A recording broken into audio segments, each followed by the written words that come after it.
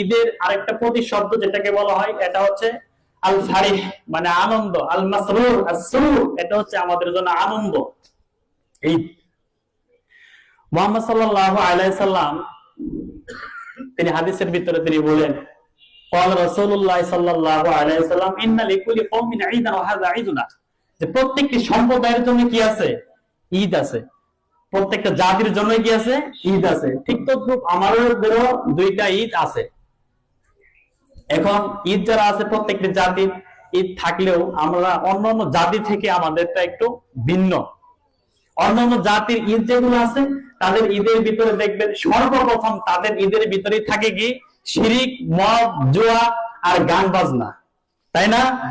কিন্তু আমাদের যে এইটা আছে এইটা একটু ভিন্ন, এটা পালন করতে হবে ভিন্নভাবে। আমি আলোচনা করবো ইনশাআল্লাহ। তো এখন মুহাম্মদ সাল্লাল্লাহু আলাইহি সাল্লাম তিনি মদিনায় গেলেন। যাওয়ার পর ওই জায়গায় দুইটা গোত্র ছিল, আউস আর খাজরাজ। এই গোত্র তারা ঈদ পালন করতেছে। তারা দুইটা দিন আনন্দ মানে উল্লাস করে ঈদ উদযাপন করে। তখন বলতেছে যে মা হাযা লিয়াউমান, যে এই দিন তোমরা কেন, এই দুই দিন কিসের, তোমরা কি করে এই দুই দিনে? তখন ওই সময় সাহাবী যারা ছিল তদানীন্তন সময় সাহাবায়ে কেরাম তখন বলতেছে যে আমরা এই দিনটা ইয়া রাসূলুল্লাহ কুননা নালআবু ফীহিমা, যে আমরা এই ফীহিমা ফিল জাহিলিয়া, আমরা জাহিলি যুগ থেকে আমাদের বাপ দাদা যারা আছে এই দুইটা দিন আমরা ঈদ পালন করে আসতেছি। আপনারা কথা মনোযোগ দিয়ে শুনেন, কে আসলো কারা আসলো এগুলো দেখে কি করবেন? তো এখন এইটা আমরা কবে থেকে পালন করতেছি? একেবারে পূর্বপুরুষ জাহিলি যুগ থেকে পালন করে আসতেছি। তো তারা ওই ঈদের দিন কি করতো? তারা গান বাজনা করতো, বিভিন্ন খেলাধুলা করতো, জুয়া মদ এগুলা করতো। তখন মুহাম্মদ সাল্লাল্লাহু আলাইহি সাল্লাম তাদেরকে বললেন যে দেখো, এটা তোমাদের ঈদ হতে পারে না।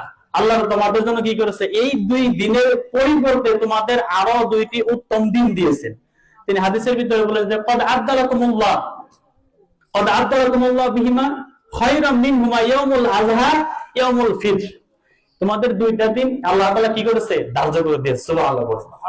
কিন্তু এই দুইটা দিন ঈদ আমরা কিভাবে পালন করব? আমরা সকলেই তো ঈদ পালন করার জন্য অনেকে একেবারে ব্যতিব্যস্ত, কিন্তু কিভাবে পালন করব এটা আমরা শুনতে চাই না, শুধু ঈদ পালন করতে হবে। তো প্রথম যেটা বললাম, আসলে মুসলমানদের যে ঈদ আছে এটা স্মরণীয় কোনো দিনকে স্মরণীয় রাখার জন্য ঈদটা না। ঈদটা কেন হয়েছে? কিসের জন্য? আল্লাহ তাআলার পক্ষ থেকে আসছে। যেমন সূরাতুল মাইদা 10 নম্বর আয়াতে আছে যে নাজিল যখন হয়েছে তখন শুক্রবার দিন নাজিল হয়েছে, আল-ইয়াওমা আকমালতু লাকুম দীনাকুম ওয়া আতমামতু আলাইকুম নি'মাতি ওয়া রাদিতু লাকুমুল ইসলাম দীনা। জিলহজের 9 তারিখ 10 তারিখে যেদিন এই সূরার আয়াতটা নাজিল হয় তখন বলছে এই আয়াতের অর্থ কি?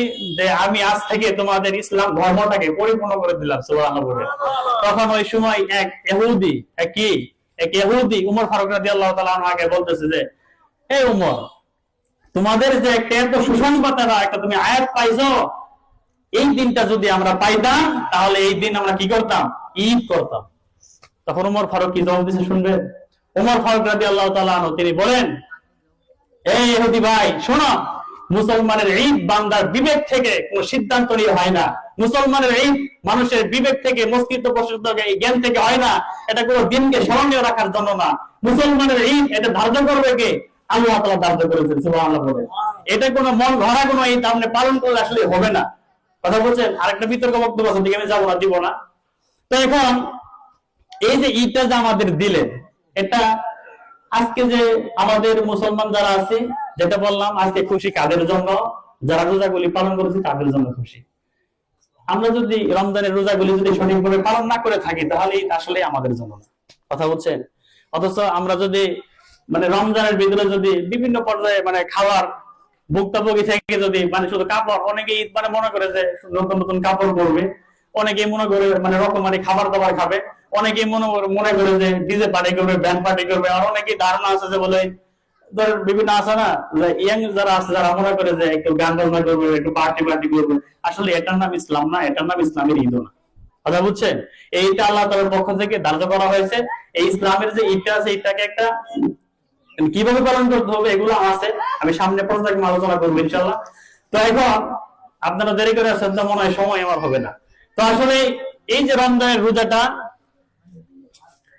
এই যে আমরা যে দীর্ঘ একটা মাস রোজা রাখলাম, রোজা পালন করলাম, সিয়াম সাধনা করলাম, এজন্য এই ফেরেশতা যারা আছে, আমরা মুসলমান যারা আছি, আমরা এখন এমন অবস্থা হয়েছে যে আমরা বাস্তবে বিশ্বাসী, মানে আমরা পরকাল এগুলো সহজে বিশ্বাস করতে চাই না, নগদ যেটা বা নগদে বিশ্বাসী আমরা, কথা বুঝছেন? মানে এই জায়গায় মূল সমস্যা।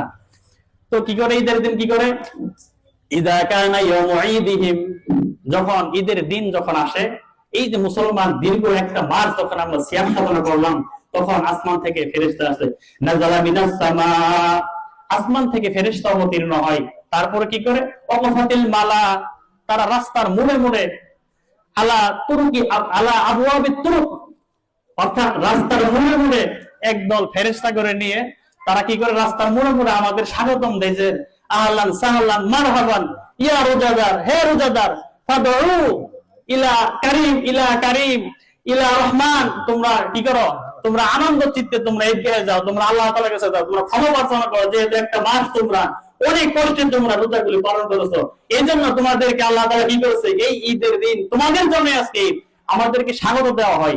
যখন এমপি সাহেব আসে, যখন চেয়ারম্যান সাহেব আসে, তখন কি স্বাগতম দেওয়া হয় না, তাকে সম্বর্ধনা দেওয়া হয় না, ফুল ছিটানো হয় না, ঠিক তদ্রুপ আমাদেরকে দেওয়া হয়। কিন্তু আমাদের চক্ষু, এই চর্মচক্ষু দিয়ে আমরা দেখতে পারি না এগুলো, কথা বুঝছে? তখন আরেকটা হাদিসের ভিতরে আসছে, হাদিসের ভিতরে আসছে যে এই ঈদের দিন যখন আসে, তখন ফেরেশতাদেরকে আল্লাহ তাআলা গর্ব করে বলে যে ইযা কানা ইয়াউমু ঈদিহিম ইয়ানি ইয়াউমা ফিতরিহিম, অর্থাৎ যখন ঈদুল ফিতরের দিন আসে, তখন আল্লাহ তাআলা ফেরেশতাদের সাথে গর্ব করে বলেন যে বাহাবি মালায়েকা, হে ফেরেশতারা, দেখেছো যে যেই দিনমজুর তার পরিপূর্ণ হক, সে সারাদিন কাজ করার পর তার যে প্রাপ্যটা আছে, তার যে মজুরিটা আছে, সেটা কিভাবে দিলে, সেটা কি মানে কতটুকু দিতে হবে, কিসে দিতে পূর্ণ করতে হবে। তখন আল্লাহ তাআলা কি বলেন, ক্বালা ইয়া মালায়েকাতি, হে ফেরেশতা, মা আনা আজিজু মা আনা জাযাউ আজির ওয়া ফাআমালা, যেই কর্মচারী তার সম্পূর্ণ ডিউটি পরিপূর্ণভাবে পালন করেছে, তার পুরস্কারটা কি হওয়া উচিত, তার পুরস্কারটা প্রতিদানটা কি হওয়া উচিত। তখন আল্লাহ তাআলা তখন ফেরেশতা যারা আছে তখন বলে, ক্বালু, তারা বলে, জাযাউহু আইয়ুফা আজরুহু, তাদের পুরস্কারটা যে আছে এটা পরিপূর্ণভাবে দেওয়াটা উচিত। সুবহানাল্লাহ। মানে আমাদের ঈদের দিন হচ্ছে কি, এটা মানে ধরতে গেলে একটা ধরা যায় যে আমাদের পুরস্কার বিতরণের দিন হচ্ছে কি আজকে। সুবহানাল্লাহ বলেন, মানে আজকে আমাদের পুরস্কার বিতরণের দিন, এটা হাদিসের ভাষা। এখন ফেরেশতাদের সাথে আল্লাহ তাআলা গর্ব কেন করেন, এর একটা কারণ আছে, যেটা সূরাতুল বাকারার ভিতরে 5 নাম্বার পৃষ্ঠার ভিতরে বলা হয়েছে।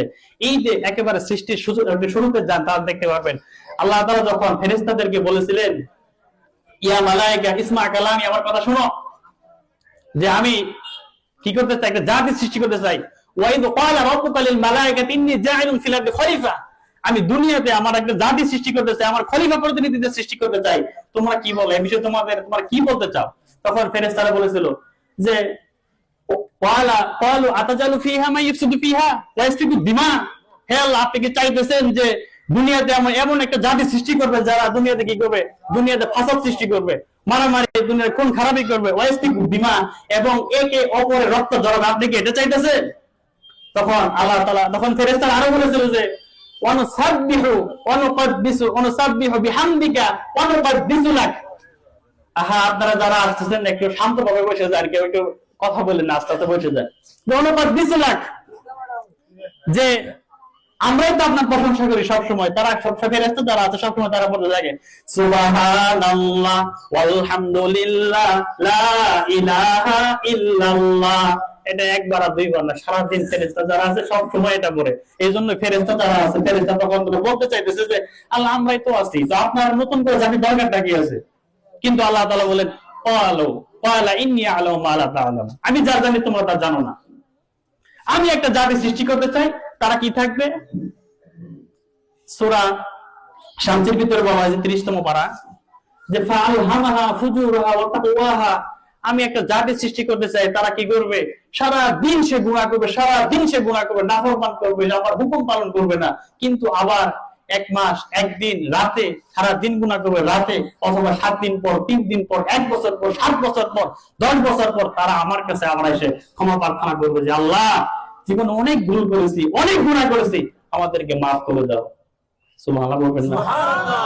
এই জাতি আমার দরকার, যাদের সম্পূর্ণ ক্ষমতা থাকবে গুনাহ করার। তোমরা তো তোমাদের আমি সৃষ্টি করেছি, তোমাদের তো গুনাহ করার ক্ষমতাই তোমাদের নাই।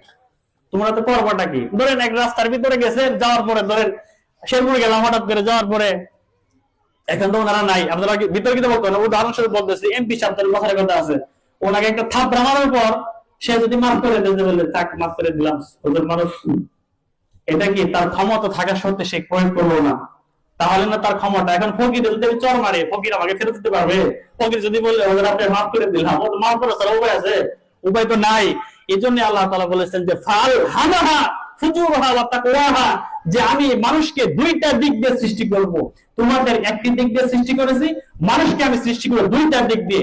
একটা হচ্ছে ফাল হামাহা ফুজুরহা ওয়া তাকওয়াহা, যে তারা অন্তরে তাদের গুনাহ করার পরে তাদের আকর্ষণ থাকবে, এবং গুনাহ করলে কি তাদের শাস্তি হবে এইটাও তাদের বোঝার সক্ষমতা থাকবে। কোন গাছ যে আছে, আপনারা যখন টিভি যখন দেখেন তখন ভালো লাগে না? আপনাদেরও ভালো লাগে, সবারই তো ভালো লাগে। এই যে একটা গুনাহের প্রতি যে একটা আকর্ষণ, এটা আল্লাহ তাআলা সৃষ্টি করেছেন। তিনি দেখতে চান যে লিয়াকুল হুয়াকুম আইয়ুকুম আহসানু আমালা, যে আমি তোমাদের গুনাহ করার ক্ষমতা এবং তোমাদের গুনাহ করলে যে শাস্তি হবে, এই শাস্তিগুলোর যে একটা শক্তি, অনুধাবন শক্তি, এই দুইটা দিক দিয়ে আমি তোমাদের সৃষ্টি করলাম। এরপরে তিনি দেখতে চান যে তোমাদের মধ্যে কে ভালো আমল করে। এখন কথা বুঝছেন? তো এখন মানুষ তাহলে আমাদের কয়টা দিক আছে? দুইটা দিক আছে। আপনি সারা জীবন গুনাহ করেছেন, আল্লাহ তাআলার কাছে তওবা করলাম, মাফ করে দিন।